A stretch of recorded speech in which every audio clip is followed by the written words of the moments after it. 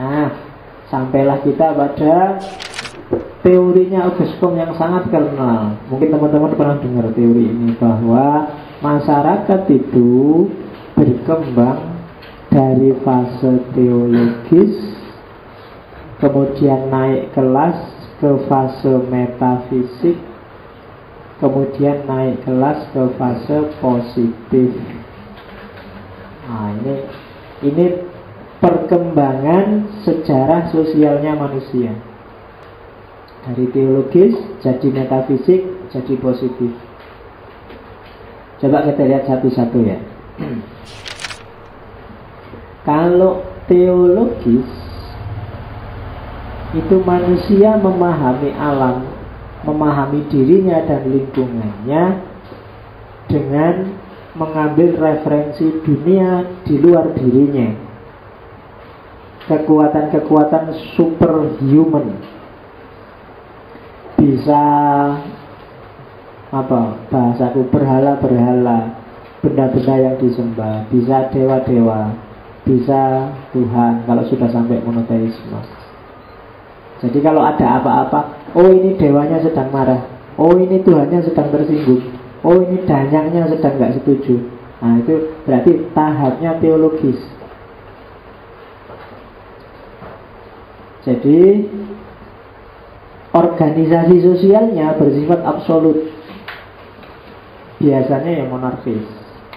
Pelopornya orang yang dituakan. Kalau di Islam ulamanya, kalau di Kristen ya pendetanya, kalau di desa ya kaumnya, mudirnya dan sejenis itu. Organisasi sosialnya sifatnya absolut. Kalau bagi Auguste Comte ini fase bayi. Manusia yang masih bayi, pikirannya belum lengkap, cara berpikirnya teologis. Kalau kalian jalan di perempatan terus di situ sering terjadi kecelakaan, terus wah ini mesti ada apa-apanya di perempatan ini, penunggunya mesti marah. Jadi kalau kamu lewat terus ngebel tin, nah itu berarti kamu masih berada di fase teologi. Ada persoalan, dicarikan jawabannya lewat kekuatan di luar manusia. Masih bayi katanya Auguste Comte. Manusianya masih lemah, masih nggak bisa apa-apa, bergantung pada kekuatan di luar dirinya. Teologis itu ada 3 jenis, ada 3 periode. Ada periode fetis, ada periode politeis, ada periode monoteis. Kalau secara sosiologis, sejarah agama itu mengikuti perkembangan berpikirnya manusia memang. Awal-awal, coba perhatikan ya, awal itu manusia masih belum cerdas, belum bisa membaca fenomena alam, dia tidak berdaya di hadapan alam, maka dia merasa bahwa di balik alam ada kekuatan, dan dia harus menyembah, menghormati kekuatan itu biar nggak ganggu dirinya. Ini kan nanti yang disebut dinamisme. Takut pada pohon, terus pohonnya disembah. Takut pada laut, lautnya dikasih sajen. Itu namanya dinamisme. Lama-lama orangnya semakin pintar. Terus lihat banyak fakta baru. Ada orang sakit, ada orang mati. Dilihat-lihat orang mati ini badannya masih lengkap, apa-apanya masih lengkap, tapi nggak bisa apa-apa. Berarti ada sesuatu di dalam dirinya yang sekarang hilang. Dari situ muncul ide tentang roh. Berarti ini bukan cuma kekuatan, tapi ada sosoknya. Sosok ini namanya roh itu tadi. Berarti kalau bapakku, ibuku mati, yang mati cuma jasadnya, rohnya masih hidup di sekitar kita ini mesti. Maka lahirlah pemujaan terhadap roh. Namanya animisme. Nanti lama-lama memuja rohnya, kan rohnya bapakku, rohnya nenekku. Anak turunnya menyembah rohnya bapak dan nenek yang dihormati ini. Lama-lama disembah terus. Yang tadinya roh lama-lama jadi dewa dia. Didewakan sudah kan. Ketika sampai keturunan keberapa dia yang semula cuma roh yang dihormati, lama-lama dia jadi dewa. Dibikinkan patung, dibikinkan kuil, jadilah dewa. Masyarakat sudah mulai maju agak beradab. Kemudian pikirannya manusia berkembang lagi. Sudah mulai ini ada sistem tata negara, mulai ada kerajaan, mulai ada struktur, mulai ada. Terus orang, ya ini ada raja, ada menteri. Yang menguasai kita pasti juga dewa-dewa juga punya struktur kayak kita ini, punya pemerintahan. Maka muncullah ide, berarti ada rajanya dewa. Kalau di Mesir ada rajanya dewa, dewa matahari. Kalau di Yunani rajanya dewa namanya Zeus. Ini sebenarnya nyambung sama manusia yang sudah mulai bikin negara, bikin kerajaan, bikin kelompok. Dewanya pun dianggap punya hierarki, dewa tertinggi. Arab sebelum Islam kan kenal Allah, tapi Allah ini dewa tertinggi. Di bawah Allah ada dewa kecil-kecil yang ada di sekitar Ka'bah. Baru setelah itu muncul pikiran manusia berkembang lagi. Loh, kalau gitu ngapain kita nyembah dewa kecil-kecil? Intinya kan yang tertinggi ini. Yang kecil-kecil kan cuma pembantunya. Berarti ya kita nyembah aja yang paling tinggi ini. Nah, dari situ lahirlah monoteis, termasuk Islam. Dan dewa kecil-kecil jadi malaikat-malaikat. Nah, itu secara sosiologis loh ya, nanti kamu anggap ini beneran. Tapi itu namanya teori prehistoris evolusionistis. Evolusi pemikiran manusia tentang agama. Kamu ketemu kayak gini nanti di sosiologi agama. Dan semuanya kalau bagi Agus Kom itu semuanya baik. Yang tadi nyembah daya sampai yang nyembah Tuhan yang monoteis, itu termasuk masih fase teologis, fase paling dasar. Manusia masih takut dan tergantung pada kekuatan di luar dirinya. Dia masih belum mandiri. Setelah fase teologis, ada fase tahap namanya metafisik. Fase metafisik ini mulai orang mikir, mulai membayangkan, mulai mikir Tuhan itu harusnya kayak gimana, sifat-sifatnya. Dia mulai merancang sendiri kekuatan yang semula di luar dirinya, kemudian dirancang gimana caranya yang sebaiknya kekuatan ini berdasarkan akal. Masih percaya Tuhan, cuma Tuhannya di akal sekarang, Tuhannya di nalar. Nah, itu tahap metafisik. Kalau di agama mungkin jadi teologi yang ilmu kalam itu kan.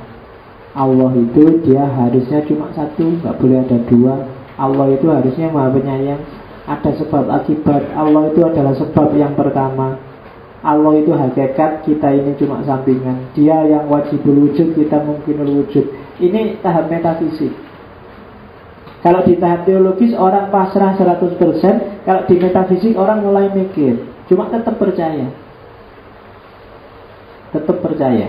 Organisasi sosialnya ya berdasarkan hukum atau nilai sosial yang disepakati bersama. Kalau tadi kan ulamanya, kalau sekarang pada doktrinnya, ajarannya. Orang mulai mikir, manusia itu harusnya seperti apa, Tuhan itu harusnya seperti apa, hubungan manusia dan Tuhan itu harus seperti apa. Ini tahap kedua, tahap metafisik. Tahap metafisik ini tahap remaja, mulai balik, mulai sunat. Jadi manusia sudah mulai beranjak dewasa. Tahapnya tahap metafisik. Tuhannya di sini diganti dengan konsep-konsep abstrak. Ultimate reality, itu kan konsep abstrak. Supreme being, itu konsep abstrak. Yang maha besar, Sang Hyang Widi, itu kan gak ada namanya, disebut aja. Yang maha perkasa, yang maha tunggal. Jadi Tuhannya diganti dengan konsep-konsep abstrak. Bandingkan sebelumnya. Kalau sebelumnya ya disebut nama, dipersonkan. Dewi Sri, Dewa Laut, ya kan? Dewa Bumi, Lata, Uzza kalau dalam Islam. Ada personnya, ada sosoknya. Begitu masuk tahap metafisik, enggak. Sosoknya enggak ada, yang ada konsep-konsepnya. Periode ini adalah periode orang mulai mikir, disebut tahap investigasi. Jadi tahap metafisik terjadi ketika manusia sudah mulai mikir, mulai menginvestigasi. Yang semula cuma dia percaya begitu saja, sekarang mulai dikejar secara investigatif. Orang mulai mikir, ada perdebatan-perdebatan teologis. Tahap metafisik itu dalam kehidupan manusia banyak terjadi di era abad tengah, ketika orang cara berpikirnya cenderung teosentris, terpusat pada Tuhan. Oke ya. Terus yang ketiga adalah puncaknya. Ini yang diinginkan oleh Auguste Comte, yaitu tahap positif. Tahap ketika manusia sudah dewasa, ketika manusia sudah tidak lagi mengandalkan sesuatu di luar dirinya. Manusia sudah mengandalkan panca indera dan akalnya. Itu tahapnya sudah tahap positif berarti. Inilah yang diinginkan oleh Auguste Comte. Manusia harus naik kelas. Cirinya tahap positif adalah organisasinya sudah industrial. Tuhan tidak lagi fakta, tidak lagi dipercaya kebanyakan. Orang mengandalkan dirinya sendiri. Fokusnya pada eksperimen, observasi, dan logika. Jadi pentahapan kehidupan sosial itu diawali dari era teologis, cara berpikir fiktif, era metafisik, cara berpikirnya abstrak, dan era positif yang cara berpikirnya observasi. Yang pertama ngomong imajinasi metafisik, yang kedua ngomong spekulasi metafisik, yang ketiga ngomong observasi. Yang pertama akalnya tidak dipakai, hanya percaya. Yang kedua akalnya dipakai untuk spekulasi. Yang ketiga akalnya dipakai untuk observasi. Nah, ini perkembangan masyarakat. Ya nanti Auguste Comte ini memang baru teori rintisan awal dalam sosiologi. Yang kritik mesti banyak, tapi minimal dia sudah mulai merintis untuk memahami dunia sosial, melahirkan disiplin baru yang namanya sosiologi. Sebenarnya model-model kayak gini ada bau pengaruhnya Darwin dengan evolusi. Jadi ini teori-teori yang sangat influensial. Darwin, Auguste Comte, Freud, Karl Marx itu kan teori-teori pilar. Dia yang jadi basis bangunan kehidupan yang disebut modern. Kenapa sih? Apa sih dasarnya Hegel? Dasarnya Auguste Comte bilang seperti itu? Dia punya 3 keyword, dia punya 3 quotes, punya 3 kata mutiara yang jadi dasarnya. Kenapa kok dia terus menyusun fase-fase tadi? Dasarnya apa? Bahwa manusia itu berkembang. Berkembang itu oleh karena itu harus dipahami benar kondisinya agar perkembangannya terarah. Yang pertama, gimana agar pengembangannya terarah? Appreciation of the past and the ability to build on it to the future. Apresiasi pada masa lalu dan mampu untuk membangun demi masa depan. Masa lalu dipelajari, dengan pegangan itu kita bangun masa depan. Kalau sudah ngerti ada metafisik, diarahkan ke masa depan yang positif. Yang kedua, the idea of progress. Awas, berkembang ya berkembang dong, tapi maju. Progress, maju itu kemarin 2, sekarang 3, besok 4. Tidak stagnan dan juga tidak mundur. Kalau stagnan berarti rugi, kalau mundur berarti hancur. Idea of progress ini sebenarnya yang menopang luar biasa peradaban manusia modern. Terus kenapa sih di puncaknya jadi positivistik? berbasis pada fakta dan rasio, berbasis pada sains. Karena dari sains telah lahir peradaban yang lebih maju. From science comes prediction, from prediction comes action. Dari sains orang bisa memprediksi masa depan. Sains itu kan sifatnya universal, bisa diukur, bisa dihitung. Bukan yang metafisika yang tidak pasti tadi. Kalau bisa diukur, itu bisa diprediksi. Besok mau ada apa, mau kejadian apa. Kalau sudah ngerti besok mau ada apa, orang bisa melakukan aksi, antisipasi, memanfaatkan, mendayagunakan. Dari situ peradaban manusia bisa maju. Jadi kamu harus ngerti ilmunya. Kalau ngerti ilmunya, kamu akan paham apa yang akan terjadi. Kalau kamu paham apa yang akan terjadi, kamu bisa merespon dengan tepat. Itulah gunanya sains. Gunanya belajar fakta sama belajar berpikir rasional. Terus cara memahaminya gimana terusan? Membacanya gimana? Ya kayak tadi, dilihat faktanya. Jangan sibuk dengan makna-makna yang tidak jelas, dengan motif, dengan niat, dengan emosi, tidak usah. Lihat fakta, bukan cuma teori, bukan cuma motif, bukan cuma niat. Oke, jadi observasilah fakta sosial. Jangan tertipu oleh, jangan-jangan motifnya beda. Itu gitu-gitu niatnya nggak ikhlas loh. Itu, ini kan urusan rasa. Itu semua kita nggak bisa ngakses. Yang bisa kita akses manifestasi fisiknya, faktanya. Maka membaca fenomena sosial itu ya yang faktual. Jangan terjebak oleh asumsi-asumsi, prediksi-prediksi, su'udzon atau husnudzon. Wis dilihat faktanya aja. Itulah yang ada di pikirannya Auguste Comte. Observasi fakta. Karena itu, gimana sih observasi fakta itu? Caranya ada 3. Pengamatan, eksperimen, dan yang ketiga perbandingan. Pengamatan itu berarti diobservasi langsung. Kalau eksperimen itu berarti dicoba atau diuji. Kalau perbandingan ya diperbandingkan. Yo, pengamatan jelas lah kalian. Kalau ingin meneliti apa ya terjunlah langsung ke lapangannya, dicek, dilihat. Kalau eksperimen dicoba.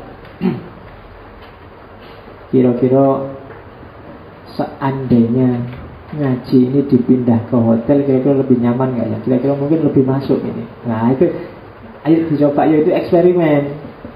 Begitu masuk sana, ternyata enggak pak, enggak lebih nyaman, lebih ngantuk pak. Nah, misalnya karena enak ada AC-nya, penting kayak gini. Bila perlu dimatiin aja kipasnya biar sumuk, nggak jadi ngantuk. Nah, itu eksperimen, dicoba, dipraktekkan. Yuk minggu depan kita ngajinya di hotel ya. Nah, kayak gitu. Jadi pengamatan, eksperimen, perbandingan. Kalau perbandingan ini memperbandingkan dunia sosial, misalnya orang Jawa sama orang Madura, bedanya di mana ya? Orang Jawa Timur sama orang Jawa Tengah, bedanya di mana ya? Itu perbandingan. Ya nanti teori-teori sosial banyak yang mengembangkan itu. Terus terakhir, ini yang unik dari Auguste Comte. Ini teori yang dikeluarkan Auguste Comte saat dia patah hati. Setelah dia naksir perempuan, dikejar-kejar sampai Taylor kok tetap ditolak. Akhirnya dia jadi platonik gara-gara jatuh cinta. Lahirlah konsepnya yang dikenal agama kemanusiaan, religion of humanity, atau positivist religion. Jadi ini sebenarnya mirip. Kalau Rousseau dulu kan punya civil religion.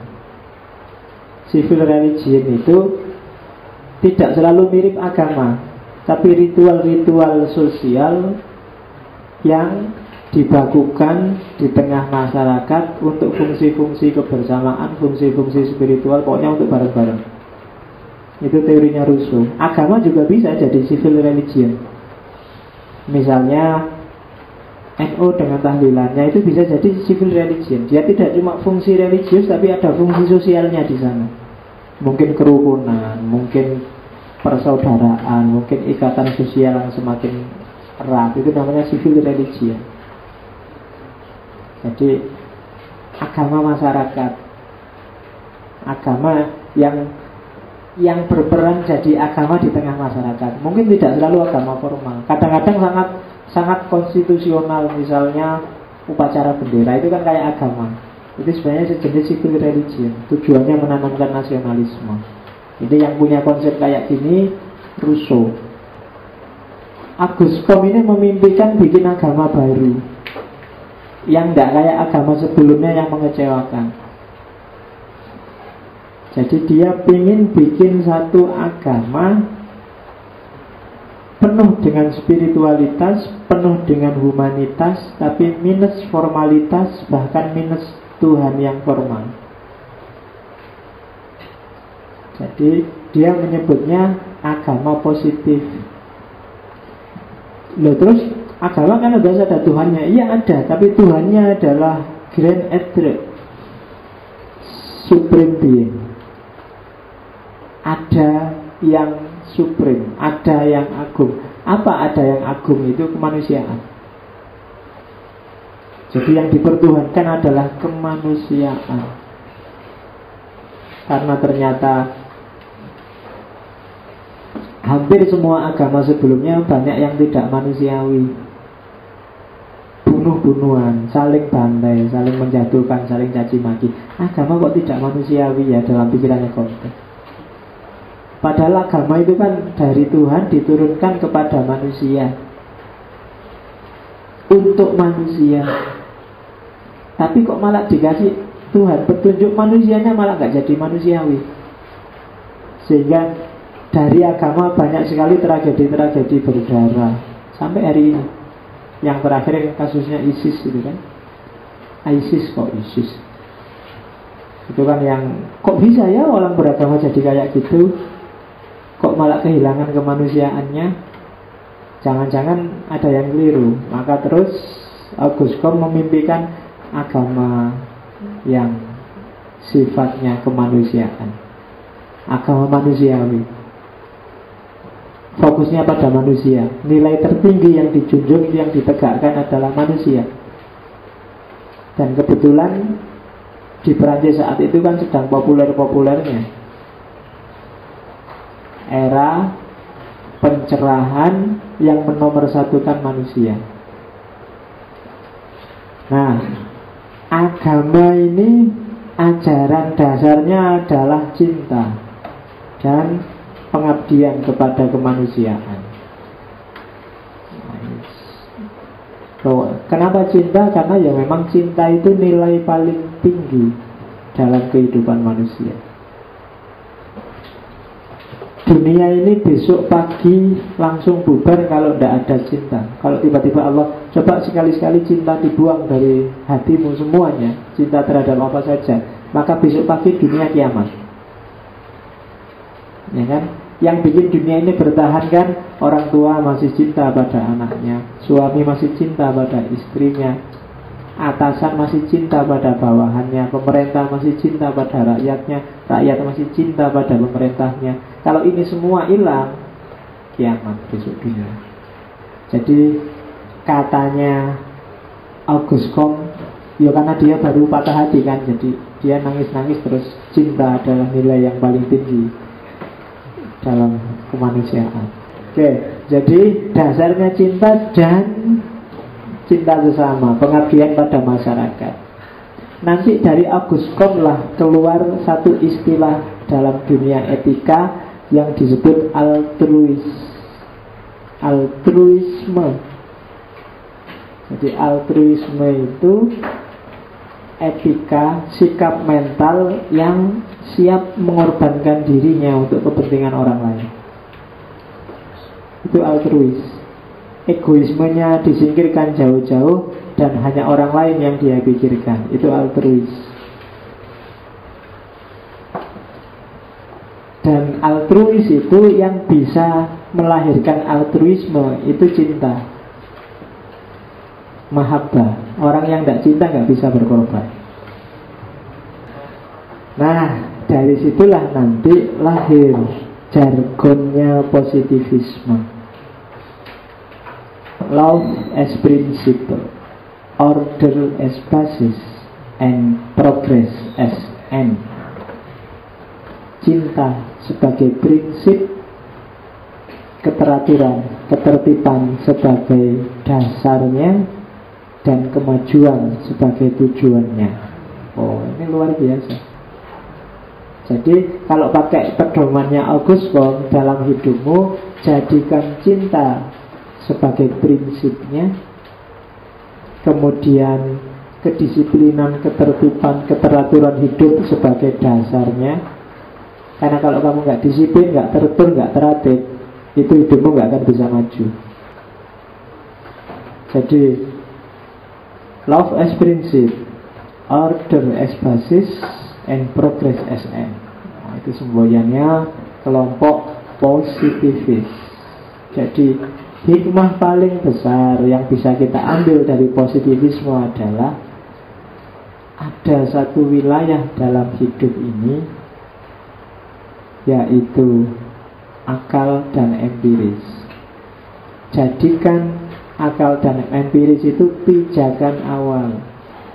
Terus jadi pahami positivisme, jalankan karena dia salah satu wajah dari kehidupan ini. Pasti dia sendiri kan ngomong, ini reduksi loh ya. Realitas hanya saya lihat dari sisi faktual dan rasionalnya. Ada banyak sisi lain nggak tak lihat. Nah, yang lain yang kritik itu sebenarnya cuma ngomong, kamu kok nggak lihat sisi-sisi yang lain? Kok cuma lihat itu aja? Sebenarnya itu aja. Ini masih mending karena dia ngakui dimensinya, wilayahnya. Banyak teori lain yang nggak ngaku, dianggapnya dia ngerti segalanya, dianggapnya semuanya seperti itu. Itu kelebihannya positivisme. Meskipun kemudian di akhir-akhir sebenarnya ini sudah agak metafisik pikiran-pikirannya August Comte. Saya bilang tadi karena dia sudah terlanjur jatuh cinta, terlanjur jadi platonik, sehingga ketika di akhir-akhir hidupnya cara berpikirnya mulai agak metafisik. Dia mulai ngomong cinta, mulai ngomong pengabdian pada yang lain dan seterusnya. Oke, saya kira itu. Saya akhiri sekian.